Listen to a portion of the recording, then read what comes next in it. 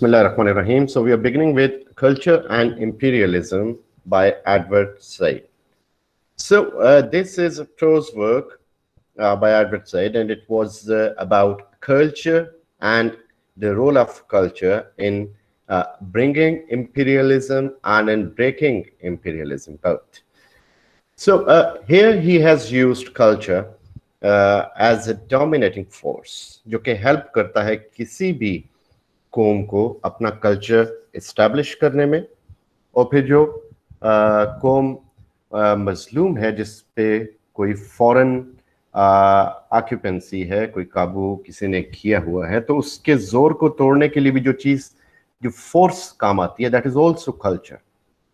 So in nutshell के जब imperialism basically is connected with culture, कि कौम है वो सोचेगी कि मैं सुपीरियर हूं और जिनके ऊपर मैं अटैक करने जा रहा हूं वो इंफीरियर हैं. For example, the Britishers they came to subcontinent India, तो उन्होंने रसूम और रवाज देखे, और वो जो उस जमाने में डेफिनेटली वो मुसलमानों की एक वो टाइम था जिसमें उनकी स्टेबिलिटी खत्म हो चुकी थी, यूनिटी खत्म हो चुकी थी. तो उस टाइम में उन्होंने इस चीज को, अपने कल्चर को बहुत ज्यादा यानी सुपीरियर समझा ब्रिटिश ने. और फिर एडवर्ड सैड के मुताबिक ये सिर्फ उस हुक्मरान की सोच नहीं है, बल्कि ये एज अ नेशन एक थॉट डेवलप होती है, और करने में काफी हद तक according to some people role जो है, मैक्सिमम रोल उन राइटर्स का होता है जो कि इस तरह के वर्क्स लिखते हैं. रॉबिन्सन क्रूसो की एग्जांपल दी गई, हार्ट ऑफ डार्कनेस की एग्जांपल दी गई. तो ये वर्क्स होते हैं बेसिकली जो कि एक कौम के अंदर ये चीज डेवलप करते हैं कि उनका कल्चर सुपीरियर है. So they come with their culture and they attack a nation, और उसके ऊपर काबिज हो जाते हैं. So culture here became the cause of imperialism. फिर वो जो एक डाउन ट्रोडन सप्रेस्ड नेशन है, एक उसका अपना कल्चर होता है, या वो डेवलप होता है, ये ऑलरेडी उनके पास है. तो उस कल्चर की बका के लिए, like for example Muslims were caring for their own language, their own culture. तो इस मुसलमान तो कहने को तो 1945 के बाद ब्रिटिश ने जाना ही जाना था. उनके पास वो ताकत टूट चुकी थी कि वो इतने बड़े कॉन्टिनेंट को संभाल पाते, क्योंकि वर्ल्ड वॉर में उनका काफी एक्सपेंस हुआ. तो ये कायदे आज़म ने जो हमें एक तरह से आज़ादी लेके दी, अंग्रेजों से तो लेके ही दी, लेकिन बेसिकली उन्होंने हमें हिंदुओं से आज़ादी लेके दी. वरना वो छोड़ के चले जाते और हम खुदा न ख्वास्ता वहीं पे उसी उनके कल्चर के अंदर अपने कल्चर की जंग लड़े होते. तो मुसलमानों को फील हो गया कि हमारा अपना कल्चर है, हिंदुओं को अपने तौर पे फील हो कि हमारा अपना कल्चर है, जिसमें ब्रिटिश डोमिनेंसी हमें बर्दाश्त नहीं है. तो इन दोनों नेशंस ने अपने तौर पे, हमने अपने तौर पे एक अपने कल्चर को सुप्रीम समझा, और उसकी बेस पे फिर हम लोगों ने एक पार्टीज बनाई, मूवमेंट्स की, और उसका रिजल्ट ये निकला कि अल्हम्दुलिल्लाह we are sitting in a separate and liberal and independent nation. तो ये कल्चर था जो इंपीरियलिज्म लेके आया, और कल्चर ने ही इंपीरियलिज्म को खत्म करने में मदद दी. So Edward Said, whose full name is Edward What is Said, he was born in 1935 in Jerusalem and died in 2003, 25th of September in New York. So he was a Palestinian American academic, political activist, literary critic. He examined a literature in light of social and cultural politics and was an outspoken proponent of the political rights of the Palestinian people and the creation of independent Palestinian state. So जो Palestine था उसकी एक individuality के लिए he worked a lot. He wanted कि उस खित्ते को लिबर्टी मिले, आजाद हों वो लोग. His father was a wealthy business person, and afterwards he took the US citizenship in 1940, before 1947, and afterwards they moved from Jerusalem to Cairo, and that was a time of conflicts in Palestine. Arab-Israeli wars, they were going on. In Cairo, Said was educated in English language schools before going to United States. So he started his early schooling in Cairo, and then he went to USA, Princeton University, Harvard University, and he specialized in English literature. And then afterwards, University of Columbia was his professional workplace, where he joined as a lecturer in 1963. And in 1967, he was assistant professor of English and comparative literature. So he was full professor in 1969. बहुत थोड़े time में इसने बहुत ज़्यादा तरक्की की. In 1978, he published Orientalism, which is known as his best work. So this is important. Orientalism was published in 1978, जो कि इसका सबसे important काम था. उसके बाद, and in Orientalism, basically he was talking about all these issues related to imperialism, Muslims, फिर ये wars जो हो रही थी, Arab Islamic world, इसके ऊपर इसका बहुत ज़्यादा काम था. Culture and Imperialism, it was written by Advil in 1993. So this is an important date. So these are a collection of thematically related essays, and they are outproduct or outcome of his book Orientalism, जो उसमें topics उसने discuss किए, उनको उसने इस book में expand किया in Culture and Imperialism.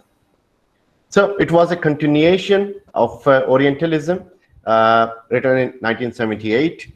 So it was when said, was asked to compare these two things, he said that a more general pattern of relationship between the modern metropolitan West and its overseas territories. So this is what his book was about. So few critical comments were offered in response, mostly revolving around his attack on Westerners, evoking guilt, or his lecture-like and somewhat informal tone in these writings. So it annoyed much people, and it was favored by a huge number of people, literature lovers.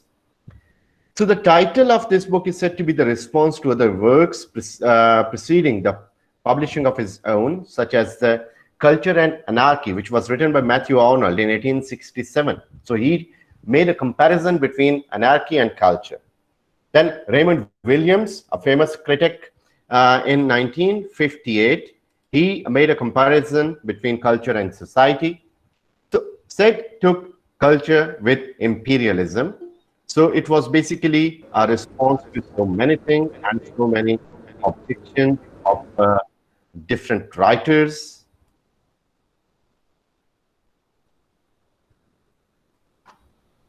So this is basically a connection between a literature of imperialist and colonist cultures. So he talks about the literature, कि जो literature है, जो imperialist cultures होते हैं, यानी imperialist culture वो जो के वो कौम जो imperialist thoughts रखती है, ये जो imperial बन चुकी है, कहीं पे dominate हो चुकी है, किसी इलाके को फतह कर चुकी है, तो उनका एक culture है basically. तो सेट इसमें अपना आर्ग्यूमेंट्स देता है कि ये जो कनेक्शन है, like for example growing countries of France and Britain and the literacy canon, ये सारा साथ साथ चल रहा है कि अगर ये दोनों मुल्क मुख्तलिफ इलाकों में फतूहात कर रहे थे, तो उनके साथ साथ उनका जो राइटर्स थे, now writing is also something that brings to us something or like that gives something thought provoking to us. For example, वो जो writers हैं वो अपने culture को बड़ा supreme बना के present करते हैं. Robinson Crusoe as a famous literary example. तो इसमें basically क्या दिखाया गया है, जो demonstration है, the idea of foreign occupation, acquired domination, कि एक बंदा है जो कि एक नीग्रोस के इलाके में जाता है, अकेला है वहां पे, फिर ऐसा ऐसा वो वहां पे रहना शुरू करता है, आबाद होता है, फिर वहां पे ऐसा से अपनी हुकूमत बना लेता है. तो अपनी उस अब जारी बात है वो रॉबिन्सन क्रूसो का कल्चर उन नीग्रोस के कल्चर के मुकाबले में सोफिस्टिकेटेड था, स्ट्रॉन्ग था और मॉडर्नाइज था, तो वो उनके ऊपर रूल कर सकता था. इसी तरह हार्ट ऑफ डार्कनेस में ये जो लोग जाते हैं कॉन्गो में, in the heart of Africa, वो इस नीयत से जाते हैं कि वो उनको बेसिकली सिविलाइज करने जा रहे हैं. तो सिविलाइज कौन करेगा? जिसका कल्चर ज्यादा अच्छा है, जो ज्यादा सिविलाइज्ड है। तो ही मेंट के जो राइटर्स से they too were in the same working. अब इंपीरियलिज्म को सिद्ध कैसे डिफाइन करता है कि this is a practice, the theory and the attitudes of dominating metropolitan centre ruling a distant territory. Metropolitan वैसे है जो मेन सिटी आपका होता है, यहाँ पे मीन्स के कोई एक बड़ा मुल्क जो कि एक दूर दराज के इलाके पे काबिज है और उसे दूर से कंट्रोल कर रहा है, उनकी प्रैक्टिसेस, उनकी थियरीज और उनका attitude. So if we look at the British, so by sitting in England they were ruling over subcontinent. उनकी जो प्रैक्टिस थी, उनकी जो थियरी थी हमारे बारे में, और जो उनका एटीट्यूड था एक कॉमन सब कॉन्टिनेंट के बंदे के लिए, वो एक इंपीरियलिज्म की एग्जांपल है। Whilst it does not offer a definition for the work's accompanying concept culture, it does assert that imperialism should certainly be a key component to its conceptualization in historical or modern context. कि जो imperialism है ये एक की component है historical level पे भी, modern context में भी, जो कि एक कल्चर को फैलाता है। लाइक वी सी कि अभी तक हम उस आजादी तो ले ली, लेकिन इंग्लिश लैंग्वेज, वेस्टर्न क्लोथिंग उससे बाहर नहीं आए।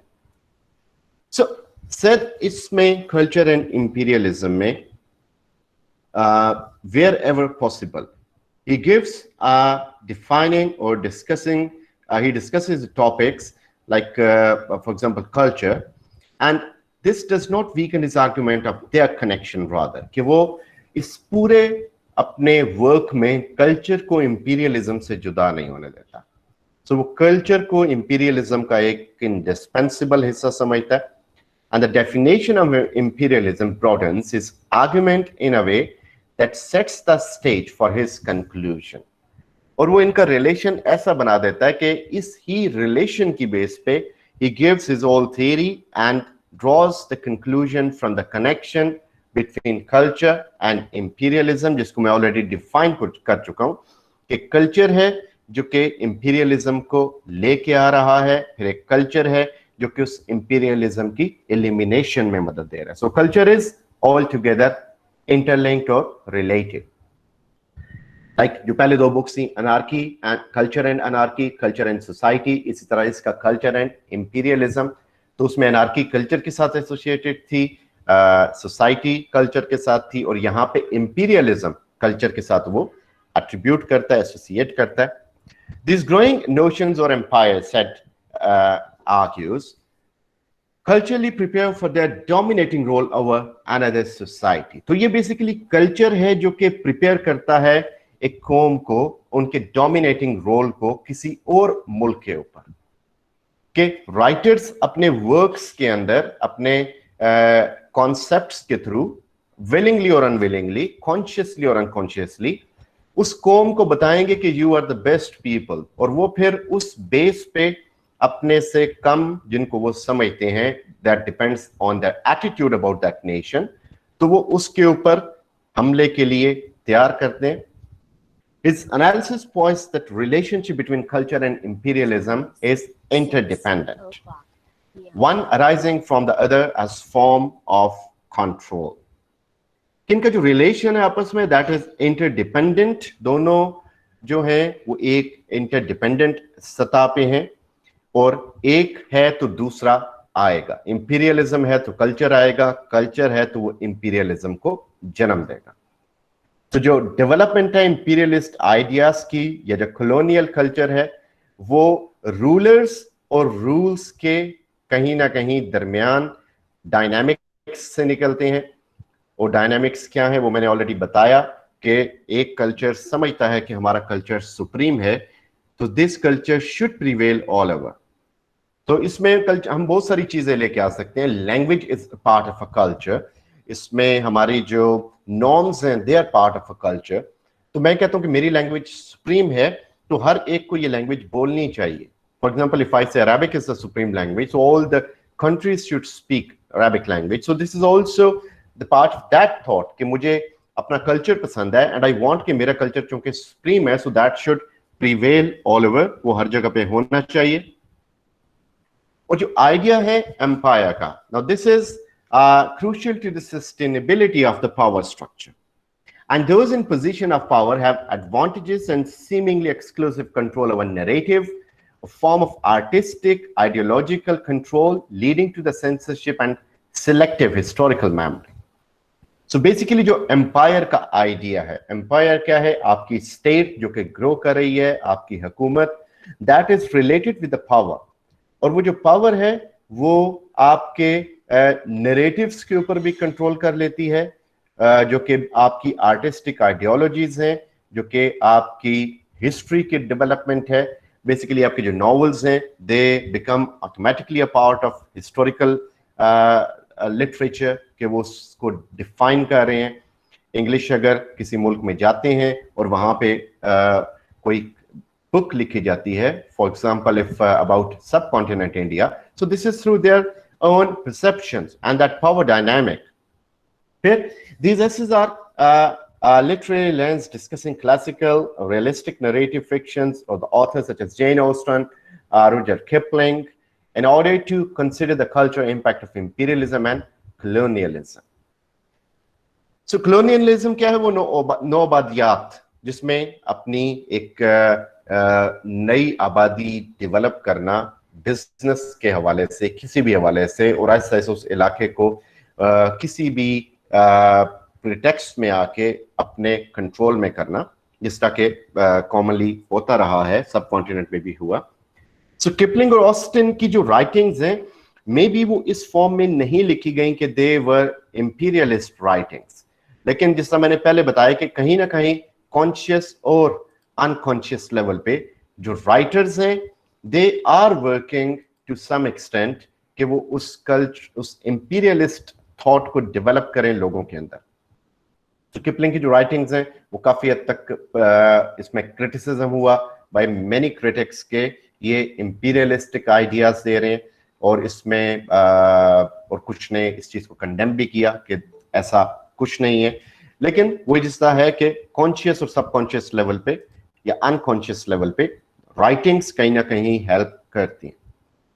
Instead, Sid क्या करता है? He aims to actively acknowledge the imperialist and colonialist ideas embedded with these works as means of demonstrating how that cultural climate operated and evolved, thus enabling a deeper understanding of both history and literature. Edward Sid criticism नहीं कर रहा है, लेकिन वो ये जरूर देख रहा है कि ये जो राइटिंग्स हैं बेसिकली वो किस लेवल पे जाके, किस हद तक जाके उसके ऊपर अटैक करती हैं, किस हद तक जाके ऑपरेट करती हैं, या वो कल्चर किस तरह इवॉल्व करता है किसी इंपीरियलिस्ट थॉट को, और वो उस कल्चर को वो राइटिंग्स किस तरह अफेक्ट कर रही हैं, उस पे वो किस तरह असरअंदाज हो रही हैं. एंड ही नोज कि ये जो राइटर्स से ये सिर्फ वैल्यूज एंड ओपिनियंस पोर्ट्रे कर रहे थे अपने हवाले से, अपने टाइम के हवाले से. They were not giving some political argument. लेकिन लिटरेचर कहीं ना कहीं हमारे माइंड्स को असर करता है. अगर हमारे माइंड्स को करता है तो हमारे जो रूलर्स हैं उनके माइंड को भी करता है. For example the book The Prince by Niccolo Machiavelli, that was read by all the people in power, even Zulfikar Ali Bhutto. So all the people had that book under the pillar. So सोने से पहले वो उसे पढ़ते थे. तो जारी बात है वो जो लिटरेचर है that is written with the bent of mind of a culture, तो वो आप पे असरअंदाज होता है. He also gives a unique view about these cultural preparation of empires, focusing on post-World War II British fiction writers of the 19th and 20th century. तो वो उनके हवाले से डिस्कस करता है कि the political position and cultural climate towards these ideas shift, especially in England and France. He argues that there are noticeable shifts in the subject matter, tones, and aesthetics in the body of the modern realist fictions, novels written during these periods. Not only the writings are different, but also जो world war से पहले novels लिखे गए और world war के बाद में novels लिखे गए, उनकी थॉट्स में, उनकी राइटिंग स्ट्रक्चर में जमीन आसमान का फर्क है. कि कहीं ना कहीं जो राइटर्स हैं they are also inspired with these thoughts. जिस हमने पढ़ा ट्रेंच पोइट्री इसमें आई थी, जो वॉर पोइट्री जिसे कहा जाता है। So war literature, war poetry, trench poetry, ये सारे जो थे ये कहीं ना कहीं अपने टाइम के उस कल्चर को फोकस कर रहे थे कि ये कल्चर सुप्रीम है और दिस शुड डोमिनेट। तो वो तमाम तर टाइम जो था उसमें इस चीज पे अहमियत दी गई, इसको पढ़ा गया। The literature of these places and times act as footsteps, each contributing their print. और यही literature जो है, this helps a lot in imperialism, and the works which said examples serve as evidence encapsulating such argument that empires prepare for a colonist culture through their adoption of imperialist ideas. Imperialist ideas in writings के जरिए उनके mind में जन्म लेते हैं, तो वो उस कॉलोनिस्ट कल्चर की तरफ बढ़ते हैं, वो उस जगह पे अपना एक एस्टैब्लिशमेंट बनाना चाह रहे हैं, क्योंकि वो आइडियाज उनके माइंड में बिठाए गए। Though the imperialism era effectively ended following the Second World War, तो उसके बाद हम देखते हैं कि नॉर्मली अब उस तरह से इंपीरियलिज्म नहीं है, इस्तेसाल अभी भी जारी है। अब उस जगह को रिप्लेस कर दिया गया यूएन की जगह। तो यूएन जो है बेसिकली अपने पीस मिशंस के ऊपर भेजती है लोगों को, और उसके अंदर बेसिकली काम तो वही हो रहा है जो पहले हो रहा था, लेकिन this is not like a political thing, इसमें कोई काबू नहीं हुआ, एक हेल्प की सूरत में ये काम जारी है, लेकिन इस चीज को हम छोड़ देते हैं। तो वर्ल्ड वॉर के बाद ये जो कॉलोनाइज्ड कल्चर, ये सारा ये सब कुछ ऑलमोस्ट खत्म हो गया, और सेट जो है वो अपना आइडिया देता है that imperialism is a cultural force as much as is one of the militant operation. तो ये कल्चरल फोर्स है basically, and cultural control is another form of domination. कि आपने लोगों को फतह कर लिया एक चीज, आपने उनके कल्चर को फतह कर लिया, that is some other thing. कि कल्चर जो है उस वो जब असल शिकस्त तब है जब कल्चर काबू आ जाए, क्योंकि अगर हिंदी के सामने उर्दू लैंग्वेज खत्म हो जाती तो बहुत कुछ खत्म हो जाता, वो सिर्फ एक लैंग्वेज खत्म ना होती। This most subtle malicious force which can be considered in modern contexts where imperialism is conceived only in terms of historical memory. So imperialism तो historical memory में एक पार्ट बनता, खत्म हो जाता, लेकिन ये जो सेकंड है जिसमें आप एक कल्चर को खत्म कर रहे हैं, basically that is even more hazardous और dangerous, ज्यादा खतरनाक चीज है।